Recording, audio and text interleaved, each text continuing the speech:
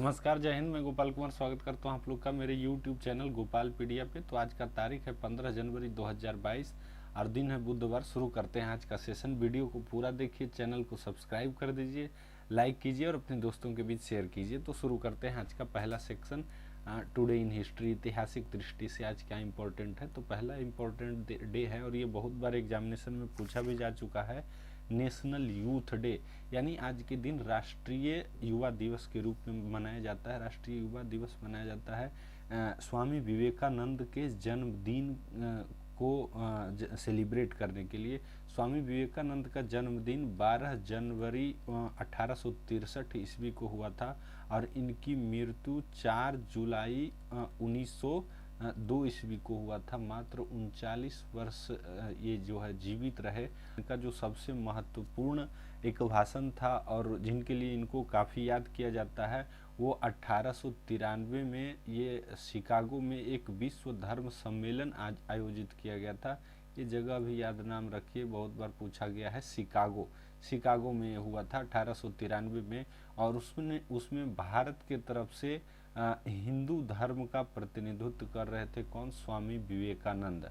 स्वामी विवेकानंद वहाँ अपना भाषण जब स्टार्ट किए, एक तो पहले इनको बहुत लास्ट में मौका मिला और ये प्योर जो है यहाँ का जो पारंपरिक भारत का सनातन धर्म की जो पारंपरिक वेशभूषा है वो पहन कर गए थे और इनको जब लास्ट में टाइम दिया गया था बोलने के लिए, लेकिन जब इन्होंने अपना भाषण शुरू किया, my dear American brothers and sister, तो वो जो है उस समय जो तालियों की गड़गड़ाहट से पूरा जो वो एरिना था वो गूंज उठा था और उसके बाद से काफ़ी फेमस हुआ था ये उनका भाषण। इनकी जो डिलीवर किए, जो भाषण दिए थे और उनमें जो तथ्य रखे थे, उनमें जो फिलॉसफी उन्होंने प्रस्तुत किया, उससे काफ़ी प्रभावित हुए। उसके बाद उस समय वहीं ये रहे और अमेरिका के साथ साथ यूके और यूरोपियन कंट्रीज़ में भ्रमण किए और वहाँ जो है सनातन धर्म को समझाने का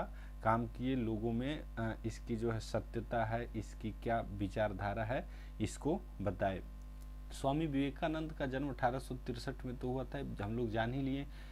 इनका जो बचपन का नाम था वो नरेंद्र नाथ दत्त था और ये रामकृष्ण परमहंस के, जिनका नाम आप लोग सुने होंगे, रामकृष्ण परमहंस, ये कलकत्ता के जो काली मंदिर है, काली मंदिर के एक पुजारी थे।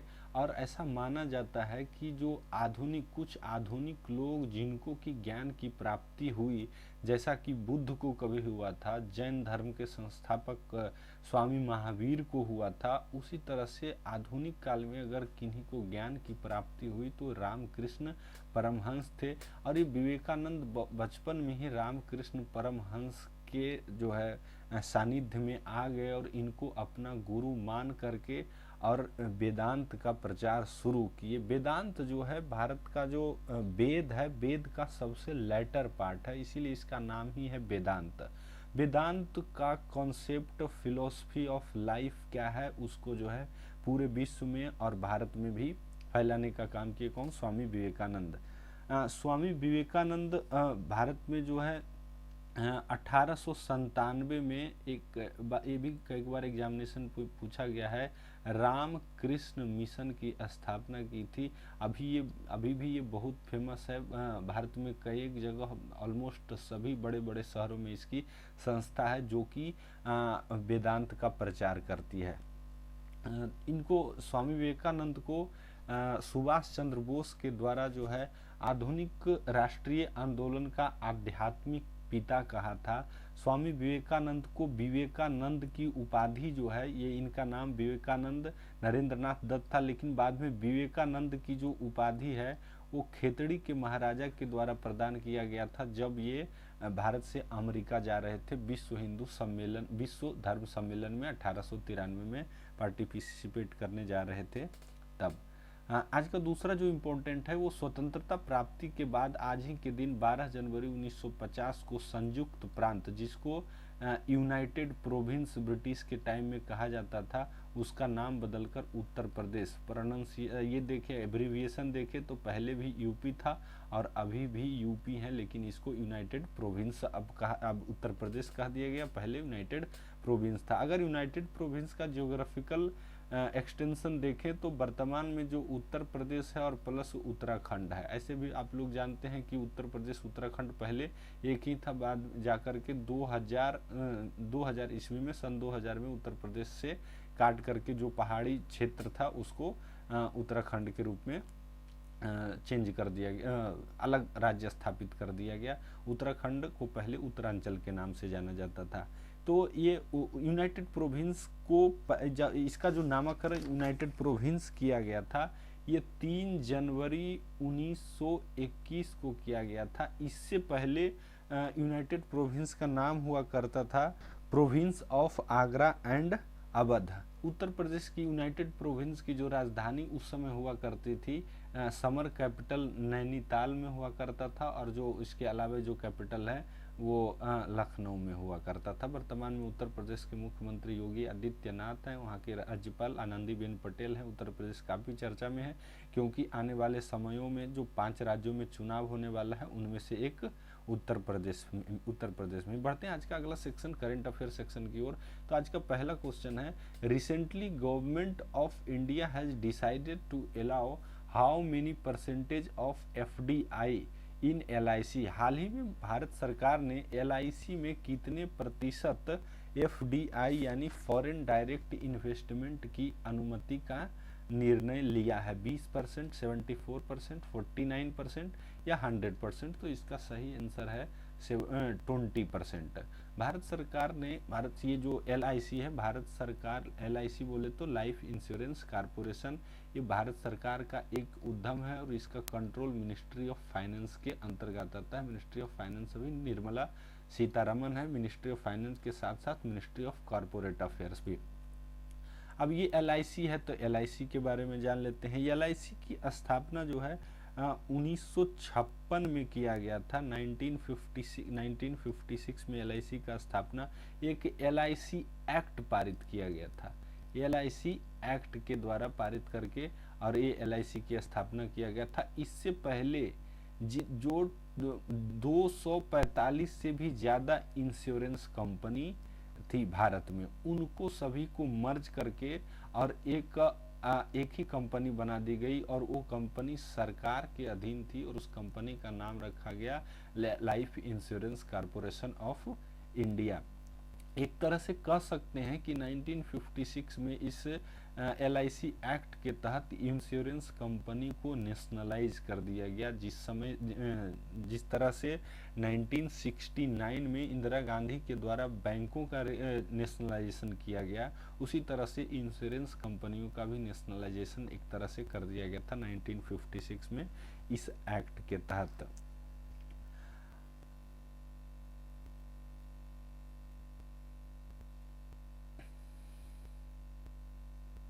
वर्तमान में एलआईसी के जो चेयरमैन हैं वो उनका नाम एम.आर. कुमार है।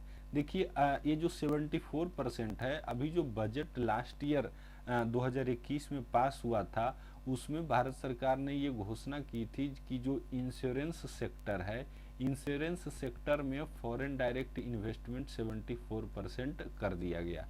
अब इसमें ये समझना होगा कि जब इंश्योरेंस सेक्टर में ऑलरेडी एफडीआई 74% है तो क्या ये एलआईसी भी तो एक इंश्योरेंस है, फिर इसके लिए स्पेशल ऐसा क्यों प्रावधान किया गया कि 20% है? तो इसका मतलब ये है कि जितने भी और सभी कंपनियां हैं वो इरडा के द्वारा कंट्रोल होता है, insurance regulatory and development authority, जिसका की स्थापना 1999 में किया गया था। सारे और एलआईसी के अलावे जितने कंपनी है वो इरडा के द्वारा कंट्रोल होता है, लेकिन एलआईसी एकमात्र, चूंकि ये भारत सरकार की कंपनी है, ये भारत सरकार की उद्यम है, भारत सरकार के कंट्रोल में है 100% इसका, इसलिए ये 74% वाला कैप एलआईसी पे लागू नहीं होता था। इसीलिए सरकार ने अभी हाल ही में डिसीजन लिया है कि नहीं, एलआईसी में भी 20% तक एफडीआई किया जा सकता है। अब ये एफडीआई क्या होता है इसके बारे में जान लेते हैं। एफडीआई बोले तो फॉरेन डायरेक्ट इन्वेस्टमेंट यानी प्रत्यक्ष विदेशी निवेश, यानी कोई कंपनी है जो भारत में रजिस्टर्ड है और अगर उस कंपनी का स्टॉक कोई फॉरेन व्यक्ति या फॉरेन इंस्टीट्यूशन खरीदता है तो क्या अगर स्टॉक खरीदने से क्या होता है कि अगर 49% 51% स्टॉक किसी कंपनी का कोई एक व्यक्ति या इंस्टीट्यूट खरीद लेता है तो उसका ऑनरशिप, उस कंपनी का ऑनरशिप उस व्यक्ति या उस इंस्टीट्यूट का हो जाएगा जिसने इसमें 51% उसका स्टेक जो है वो खरीद लिया है। तो उससे क्या होगा कि उस कंपनी का मैनेजमेंट जो है शिफ्ट हो जाएगा, जिसके पास 51% शेयर होगा उसके पास मैनेजमेंट चला जाएगा। अब ये भारत, और अगर उससे कम भी है, अगर मान लीजिए 40% है, 20% है, तब भी उस व्यक्ति या कंपनी का प्रभाव होगा इस कंपनी में जिसमें कि उसने इन्वेस्ट किया है उसके मैनेजमेंट में। तो इसी तरह से LIC में जो है अभी 20% ही, सरकार बहुत सतर्क है, इसमें ज़्यादा नहीं कर सकते हैं क्योंकि एक बहुत ट्रस्टवर्दी कंपनी है और भारत सरकार को जब ज़रूरत होगी, जब जरूरत फाइनेंशियल क्रंच आता है, फाइनेंशियल क्राइसिस आता है, तो उस सब में ये LIC कंपनियां भी ही काम करती है। जब भारत जैसे SBI हुआ, LIC हुआ, GIC हुआ, इस तरह की कंपनी को भारत सरकार को रखना ही होगा। हालांकि 20% का निर्णय ले लिया गया है। एनीवे सरकार को फंड चाहिए फिस्कल डेफिसिट को कम करने के लिए, और उन्हीं सब के लिए ये काम किया जाता है। 49%, 74% से पहले जो कैप था वो 49% था। ये सारे किससे रिलेटेड है? इंश्योरेंस सेक्टर से। और 100% इससे पहले LIC में जो है 100% थी, भारत सरकार की 100% इसमें जो है हिस्सेदारी थी। बढ़ते हैं अगले क्वेश्चन की ओर कि gateway of hell is situated in which of the following country. Gateway to hell अगर हिंदी में इसको बोले तो नरक का द्वार निम्नलिखित में से किस देश में स्थित है? तुर्कमेनिस्तान, यूक्रेन, कजाकिस्तान या रसिया। तो इसका जो सही आंसर है ये तुर्कमेनिस्तान में स्थित है गेटवे ऑफ हेल। अगर हम मैप में देखिए तो यहाँ देखिए ये चित्र यही है, गेटवे ऑफ हेल इसको कहा जाता है। ये तुर्कमेनिस्तान में एक जगह है, इस प्लेस पे एक गांव है जिसका नाम है दरवाजा, और इसीलिए इसको जो है नरक का दरवाजा भी कहा जाता है। ये तुर्कमेनिस्तान में एक रेगिस्तान है जिसका नाम है कारकुम रेगिस्तान। उसी रेगिस्तान में एक जगह है। इसमें क्या हुआ था कि एक्चुअली 1971 में जब उस समय तुर्की था नहीं, तुर्की USSR का पार्ट हुआ करता था, जो सोवियत संघ था, जिसका बाद में डिसइंटीग्रेशन हो गया था 1991 में। तुर्कमेनिस्तान उस समय उसी का एक हिस्सा था। उस समय USSR के जो शोधकर्ता थे वो पेट्रोलियम गैस का जो है खोज कर रहे थे और उसी क्रम में वो खुदाई कर रहे थे। तो उसी समय क्या हुआ कि जो मशीन जो खुदाई कर रही थी वो एकाएक धंस गई, और उसी समय से धंसने के बाद यहाँ पे आग लग गया। एक्चुअली में आग लगने का जो वैज्ञानिक कारण है वो ये है कि मशीन नीचे में जो है, इस यहाँ पे जो जगह है इसके नीचे काफ़ी मीथेन गैस थी, और वो मशीन धंसने के बाद वो मीथेन गैस बाहर आना शुरू हुआ,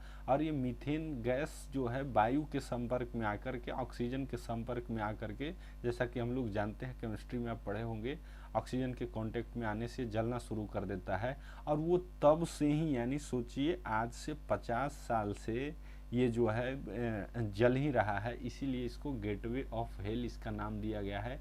इसका नाम के पीछे कारण ये है क्योंकि इसका जो वहाँ पे रहने वाले, आसपास में जो रहने वाले लोग हैं, उनके सेहत पे इसका काफ़ी बुरा असर पड़ रहा है। हालांकि इसका फ़ायदा भी तुर्कमेनिस्तान को हो रहा है क्योंकि इतने लंबे समय से ये जल रहा है, तो वर्ल्ड वाइड एक टूरिज्म का एक अट्रैक्शन बन गया है। इस कारण से यहाँ लोग बहुत दूर दूर से जाते हैं, खास करके देखने के लिए। लेकिन लोकल जो लोग हैं उनको परेशानी होता है इसके कारण से, और आसपास की जो फसलें हैं वो बर्बाद हो जाती है, वहाँ पे हो नहीं पाती है। तो इस वजह से वहाँ के सरकार ने, वहाँ के अभी जो वर्तमान में राष्ट्रपति हैं वो गुरबांगुली बर्दीमुखामेदोव हैं, उन्होंने ऐसा डिसीजन लिया है कि इसको जितना जल्दी से जल्दी हो सके इसको बंद कर दिया जाए। तुर्कमेनिस्तान की जो राजधानी है वो सगावत है। तुर्कमेनिस्तान की करेंसी मनाता है, और ये गेटवे ऑफ हेल इसको गैस क्रेटर के नाम से भी जाना जाता है।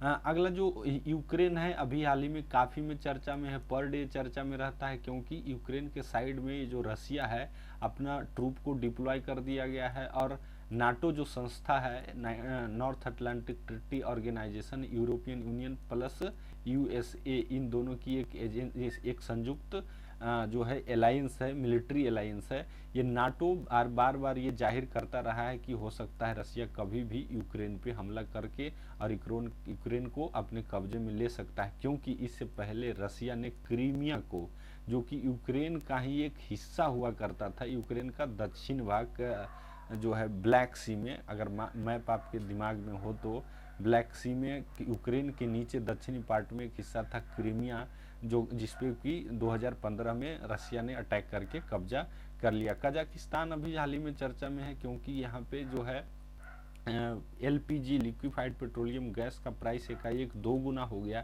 सरकार इस पे जो सब्सिडी देती थी उसको ख़त्म कर दिया, जिसके कारण से यहाँ प्रोटेस्ट शुरू हो गया है। नेक्स्ट क्वेश्चन है कि recently which of the following country has banned conversion therapy. हाल ही में निम्नलिखित में से किस देश ने रूपांतरण चिकित्सा पर प्रतिबंध लगा दिया है? कनाडा, फ्रांस, जर्मनी या यूरोपियन यूनियन? तो इसका सही आंसर है जर्मनी। अब ये जर्मनी ने अभी हाल ही में एंटी कन्वर्जन एक लॉ लाया है, जिसके तहत जो कन्वर्जन थेरेपी होता है उसको बैन कर दिया गया है। अब कन्वर्जन थेरेपी क्यों चर्चा में है? तो इससे पहले आपको जानना पड़ेगा कम्युनिटी जिसका नाम है LGBTQ community. L for lesbian, G for gay, B for bisexual, T for transgender और Q फॉर क्यूर कहा जाता है। ये वे लोग हैं जिनकी जेंडर आइडेंटिटी और सेक्सुअल ओरिएंटेशन जो है चेंज है, जो होना मतलब जेंडर आइडेंटिटी बचपन में कुछ था और जब बड़े हुए तो इनकी जेंडर आइडेंटिटी चेंज हो गई, या फिर जो सेक्सुअल ओरिएंटेशन है वो जनरल जो होता है उससे अलग होता है। जैसे सेक्सुअल ओरिएंटेशन जनरली जो मेल होते हैं उनका फीमेल के प्रति होता है, जो फीमेल होते हैं उनको उनका मेल के प्रति होता है, लेकिन इन लोगों में सेक्सुअल ओरिएंटेशन जो है अलग होता है। तो इसी ओरिएंटेशन को चेंज करने के लिए जो थेरेपी दिया जाता है, जो ये प्रयोग किया जाता है, उसी को कहते हैं कन्वर्जन थेरेपी। और इसको बड़ा अनैतिक माना जाता है, क्योंकि ये पूरी तरह से अवैज्ञानिक है। वैज्ञानिक साइंटिफिकली ऐसा कोई भी थेरेपी मौजूद नहीं है जिसके द्वारा इस तरह का कन्वर्जन किया जा सकता है। ये बहुत सारे यूरोपियन कंट्रीज में प्रचलित थे, वहाँ से भारत में भी आया, लेकिन भारत में भी ये बैन है, पार्टी प्रत्यक्ष रूप से नहीं कर सकते हैं। हालांकि ये होता है, बड़े बड़े शहरों में ये होता है। इसका मतलब क्या होता है? इसको जो है ना इसको सूडो साइंटिफिक प्रैक्टिस भी कहते हैं। ये पूरी तरह से साइंटिफिक बेस्ड नहीं है। इसका जो पार्टिकुलरली है ना, जैसे झाड़ फूक, भारत में जो बोलते हैं झाड़ फूक करना, ओझा गुनी के पास ले जाना, उसी तरह का है ये जो है वेस्टर्न कंट्रीज में। इसमें जो है जो टाइप ऑफ ट्रीटमेंट दिया जाता है, इसमें इलेक्ट्रिक शॉक दिया जाता है लोगों को, इसमें जो है भूखा रखा जाता है, इनको इसमें जो है बांध करके और छत पर बालू रख करके और उसमें वो पाड़ दिया जाता है। अलग अलग तरह के जो है हर्बल ट्रीटमेंट इससे किया जाता है, जिससे कभी कभी ऐसा हुआ है कि लोग जो ट्रीटमेंट कराने गए थे ट्रीटमेंट कराने और हो गए पागल। हाँ, तो इसीलिए जो है इसको अभी कनाडा ने बैन कर दिया है। कनाडा की राजधानी कहाँ है? ओटावा। और कनाडा के जो प्रधानमंत्री हैं वो जस्टिन ट्रूडे हैं। फ्रांस अभी चर्चा में था, हम लोग कुछ दिन पहले ही पढ़े थे कि वैक्सीन पास सरकार ने एक बिल जो है वहाँ के पार्लियामेंट के द्वारा पास किया गया है, जिसका नाम है वैक्सीन पास विधेयक। इसके द्वारा क्या हुआ है कि अगर आपको किसी भी सार्वजनिक स्थान पे जाना है तो आपको ये वैक्सीन पास दिखाना पड़ेगा। पहले क्या होता था कि आपको जाने से पहले आप जाइए कहीं जो है कोविड टेस्ट कराइए, और कोविड टेस्ट कराने के बाद आपका रिपोर्ट निगेटिव हो गया, उसके बाद आप निगेटिव रिपोर्ट लेकर के जाने के बाद आपको एंट्री दिया जाएगा। लेकिन अभी ये वैक्सीन पास उपलब्ध कराई जा रही है। जैसे आपके पास हमारे भारत में चल रहा है ना कि आपको डबल डोज लेने के बाद वैक्सीन सर्टिफिकेट मिल जाता है, उसी तरह से वहाँ वैक्सीन पास की सिस्टम है। जर्मनी में 2G सिस्टम, ये भी कोविड के आलोक में ही है। 2G सिस्टम वहाँ डेवलप किया गया है। 2G बोले तो या तो आप पूरी तरह से वैक्सीनेटेड हैं या फिर आपको कोविड हुआ और उसके बाद आप रिकवर्ड हो गए हैं, तो इसी को कहा जाता है 2G। तो वैक्सीन के जो है संबंध में यानी कोरोना के संबंध में 2G सिस्टम 2G जो प्रणाली कहाँ अपनाया गया है, तो ये जर्मनी में है। उसी तरह से यूरोपियन यूनियन में हेल्थ पास, इसको याद रखिए, हेल्थ पास। फ्रांस में क्या है, तो वैक्सीन पास, और यूरोपियन यूनियन में हेल्थ पास। हेल्थ पास अगर आपके पास है तो यूरोपियन यूनियन में जितने भी कंट्रीज हैं आप फ्रीली घूम सकते हैं, कहीं भी आ जा सकते हैं। बढ़ते हैं अगले क्वेश्चन की ओर। तो अगला क्वेश्चन है, recently xeno transplantation was in news, what is it. हाल ही में जेनो ट्रांसप्लांटेशन चर्चा में था, को बताना है ये क्या है। क्या ये एक एस्ट्रॉयड है, क्षुद्र ग्रह है, ये जे न्यू टेक्नोलॉजी, या एक नासा का नया मिशन है, या फिर इनमें से कोई नहीं। तो इसका एक सही आंसर है ये न्यू टेक्नोलॉजी है, एक जेनो ट्रांसप्लांटेशन। आप एक पहले नाम सुने होंगे जेनोफोबिया, जेनोफोबिया जिसको फॉरेन एलिमेंट्स, जेनो जो रूट वर्ड है, फोबिया तो रूट वर्ड है जो है डर का, फोबिया उसको कहते हैं, और जेनो का मतलब होता है फॉरेन, मीन्स जो एक्सटर्नल हो, जिसको एक्सटर्नल चीज़ों से डर लगता हो उसको कहते हैं जेनोफोबिया। ये है जेनो ट्रांसप्लांटेशन। अगर इसको ब्रेक करें तो ये जेनो ट्रांस और प्लांटेशन। अब इसमें है क्या, अभी ये चर्चा में इसलिए था क्योंकि इस तरह का पहला बार प्रयोग जो है विश्व में हुआ है कि एक सूअर का, पिग का, और ये प्रयोग कहाँ हुआ है, तो यूएसए में हुआ है। यूएसए का जो एक हॉस्पिटल है उसका नाम है मैरीलैंड हॉस्पिटल, यूएसए में, वहीं पे एक प्रयोग हुआ है। पिग का हार्ट जो है, सूअर का हार्ट को पहले जीनोम एडिटिंग टेक्नोलॉजी के तहत एडिट किया गया, और उसके बाद एक व्यक्ति हैं उनके जो है हृदय के स्थान पे इस सूअर के हार्ट को क्या किया गया, ट्रांसप्लांट किया गया। यहीं से टर्म आया जेनो ट्रांसप्लांटेशन। मतलब क्या, अब आदमी है, आदमी में तो आदमी का दिल होता है, लेकिन इसमें किसी जानवर का जो है हार्ट को यहाँ से सूअर से निकाल करके और उसके बाद आदमी में फिट किया गया। इसी को कहते हैं जेनो ट्रांसप्लांटेशन। इसमें कोई भी टिश्यू भी हो सकते हैं और ऑर्गेन भी हो सकते हैं, इसी को कहते हैं जेनो ट्रांसप्लांटेशन। ये कहाँ हुआ है, ये पहला बार हुआ है यूएसए में, और अभी मात्र 3-4 दिन हुआ है, और वो व्यक्ति अभी जो है स्टेबल है, ऐसा माना जा रहा है। अगर ये सक्सेसफुल होता है तो ऐसा माना जाएगा कि जो है एक नया चमत्कार है, क्योंकि बहुत सारे लोग जो हैं ऑर्गन फेल्योर होने के कारण मर जाते हैं, और ऑर्गन डोनेशन की जो सिस्टम है भारत में खास करके, इवन इन वेस्टर्न कंट्रीज, उस तरह से प्रचलित नहीं है कि लोग जो मर रहे हैं मरने से पहले अपना जो है ये ऑर्गन डोनेट करें। तो ये है जेनो ट्रांसप्लांटेशन। हाँ, जीनोम टेक्नोलॉजी, जीनोम के बारे में यहाँ पे पढ़ें तो जीन एडिटिंग, जीन एडिटिंग क्या है, तो जीन एडिटिंग को अगर समझें तो जैसे हमारे जीन में होता है डीएनए, डीऑक्सीराइबोज न्यूक्लिक एसिड। इसमें पूछा जाता है इसका खोज किसने किया था, तो वाटसन एंड क्रिक ने डीएनए का खोज किया था। तो इसी को एडिट कर दिया जाता है, मीन्स जैसा आपको चाहिए उस तरह से इसको मॉडिफाई कर सकते हैं। साइंस का एक जो है कह सकते हैं कि एक बहुत बड़ा जो है कदम है इस जीन एडिटिंग की तरफ बढ़ने के, जो टेक्नोलॉजी है इंट्रोड्यूस किया गया है उसके कारण, क्योंकि इसका जो खास करके जो है फसलों में आजकल बहुत इस्तेमाल किया जा रहा है। जीन को मॉडिफाई करके जो पहले आलू का आकार छोटा था उसको बड़ा कर दिया गया, प्याज का आकार छोटा था बड़ा कर दिया गया। क्यों? क्योंकि उसका कंजम्पशन बढ़ गया है, और जिसके कारण से ये सब टेक्नोलॉजी जो है हमारे ज़रूरतों को पूरा करने में, ज़रूरत नहीं कह सकते हैं उसको, लालच को पूरा करने में ये सब जो है काम कर रही है। तो जीन एडिटिंग जो टेक्नोलॉजी है इसका नाम याद रखिए, CRISPR टेक्नोलॉजी कहा जाता है, शॉर्ट में ही इसको याद रखिए। इसको एक बार यूपीएससी में 2019 में पूछा गया था कि जीन एडिटिंग टेक्नोलॉजी है उसका नाम क्या है। अगर इसका फुल फॉर्म जानना चाहते हैं तो इसका फुल फॉर्म है clustered regularly interspaced short palindromic repeats, इसको कहा जाता है। बढ़ते हैं अगले क्वेश्चन की ओर। अगला क्वेश्चन है, who has been appointed as new IMF chief economist, यानी आईएमएफ के नए मुख्य अर्थशास्त्री के रूप में किन्हें नियुक्त किया गया है? पियरे ओलावियर गोरिंच, गीता गोपीनाथ, उर्जित पटेल या भरत सुब्रमण्यम। तो इसका सही आंसर है पियरे ओलावियर गोरिंच। ये जो है नाम थोड़ा टेढ़ा है क्योंकि ये फ्रांस के रहने वाले हैं।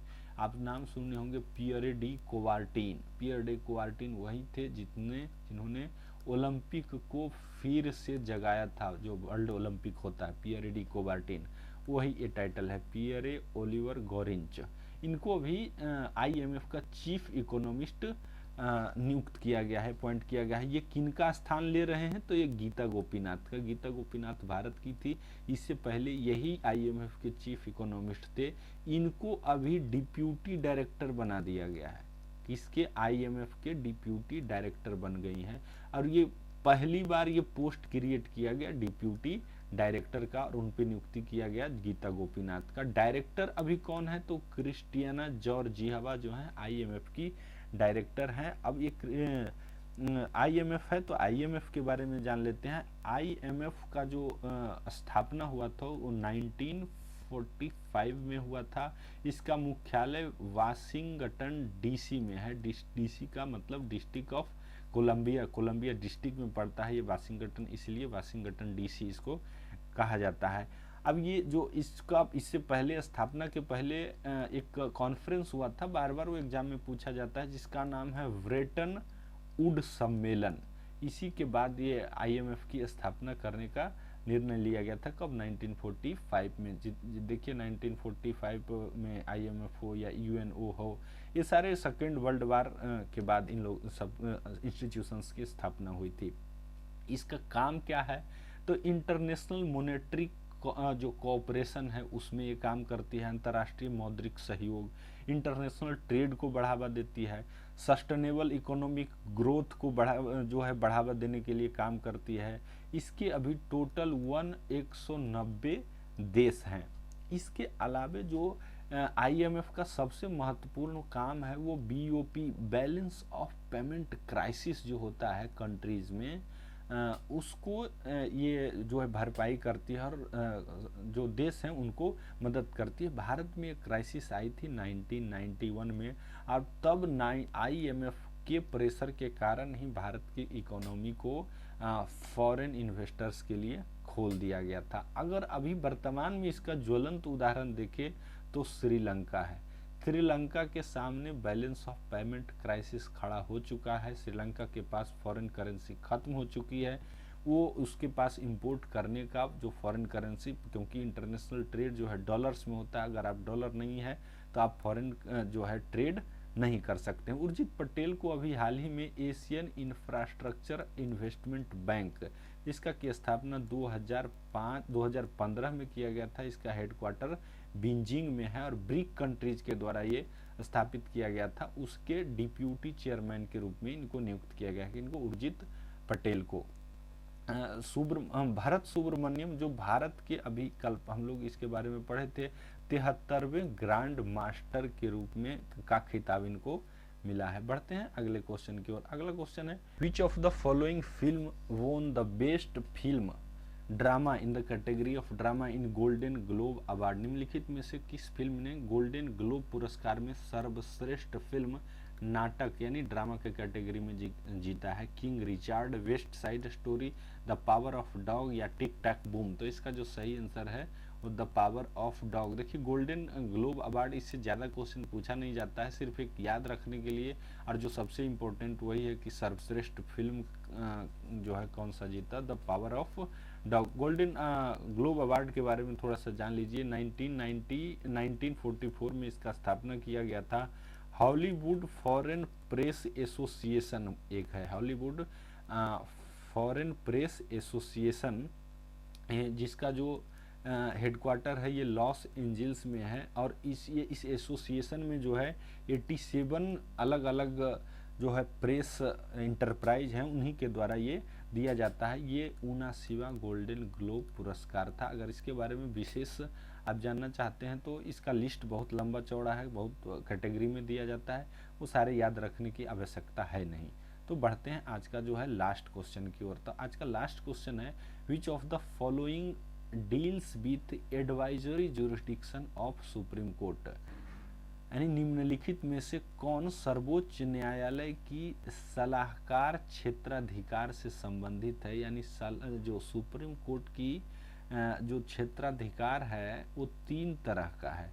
एक होता है कि ओरिजिनल ज्यूरिडिक्शन है, मतलब उस मामले में सुनवाई सिर्फ सुप्रीम कोर्ट ही कर सकती है, उसको कहते हैं ओरिजिनल ज्यूरिडिक्शन।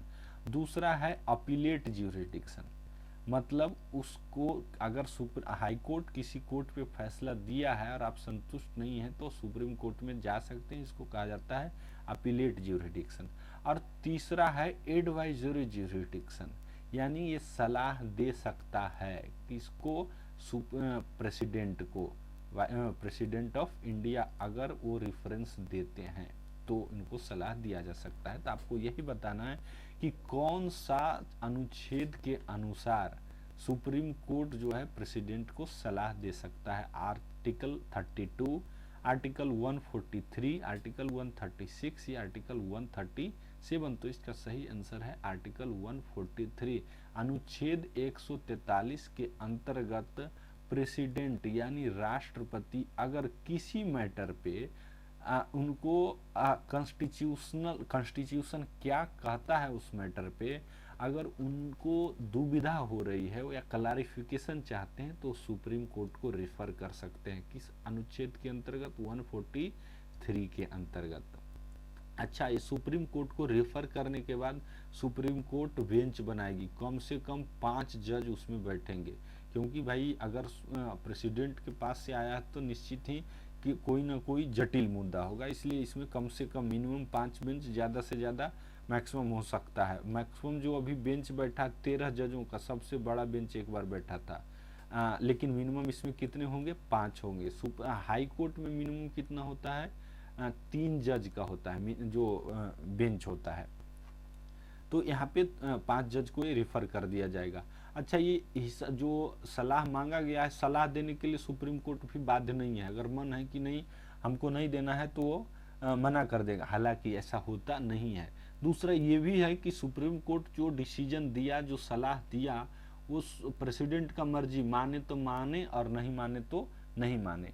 तो ये है पूरा 143 का जो है रेफरेंस। अभी तक पूरे भारत का जो इतिहास है, जब से संविधान लागू हुआ 26 जनवरी 1950 के बाद से मात्र 12 बार ऐसा हुआ है कि प्रेसिडेंट को रेफर किया गया है 143 के अंतर्गत। और इसमें सबसे जो इम्पोर्टेंट है वो 1974 में किया गया था, रेफर किया गया था, इसको याद रख सकते हैं। और उस समय प्राइम मिनिस्टर थी इंदिरा गांधी, और उस समय चुनाव होना था राष्ट्रपति का चुनाव होना था। लेकिन उस समय जो गुजरात है, गुजरात की जो लेजिस्लेटिव असेंबली है वो भंग कर दिया गया था किसी कारणवश, अनस्टेबिलिटी के कारण। वहाँ बहुत पॉलिटिकल डिस्टर्बेंस चल रहा था और मोरारजी भाई देसाई के डिमांड पे वहाँ की जो लेजिस्लेटिव असेंबली भंग हो गया था। और उसी समय जो है पोस्ट वैकेंट हो गया, किसका, प्रेसिडेंट का। तो अब जो है प्रेसिडेंट का पोस्ट वैकेंट हो गया और चुनाव होना है, क्योंकि प्रेसिडेंट का जो चुनाव है वो ऐसा लिखा हुआ है संविधान में कि पीरियड खत्म होने से पहले ही चुनाव हो जाना है, तो चुनाव तो होना है।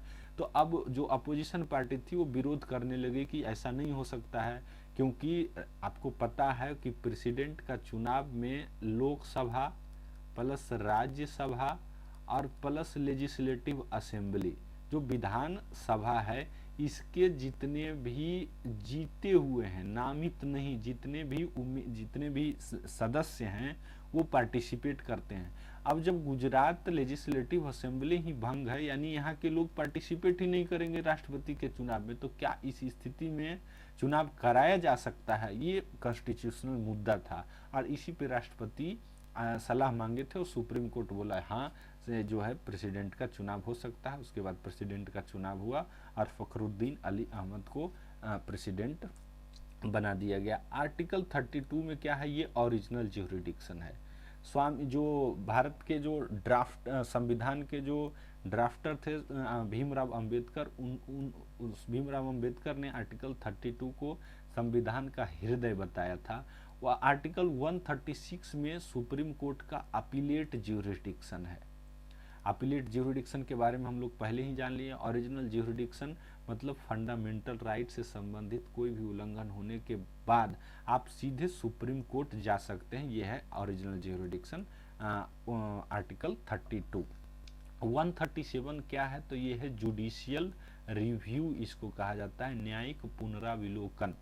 अब इसमें क्या है, इसमें सुप्रीम कोर्ट अपने द्वारा दिया हुआ ऑर्डर, अपने ही सुप्रीम कोर्ट ही जिस ऑर्डर को इशू किया है उसको फिर से पुनर्विचार के लिए सुप्रीम कोर्ट कंसीडर कर सकता है, और बाद में अगर ऐसा लगे कि हाँ हम गलती हुई है तो इसको फिर से चेंज भी कर सकता है। इसके अलावे अगर पार्लियामेंट कोई एक्ट पास करती है और उस सुप्रीम कोर्ट को ऐसा लगता है, अगर कोई पिटीशन आया है सुप्रीम कोर्ट में या फिर सो मोटो भी स्वतः संज्ञान लेकर के भी सुप्रीम कोर्ट को ऐसा लगता है कि ये एक्ट जो है संविधान के खिलाफ है, तो उसका भी जुडिशियल रिव्यू करके उस एक्ट को supreme court null and void कर देती है। तो आज के लिए इतना ही। आशा है आप लोग को अच्छा लगा होगा। अच्छा लगा हो तो चैनल को सब्सक्राइब कीजिए, दोस्तों के बीच शेयर जरूर से ज़रूर कीजिए।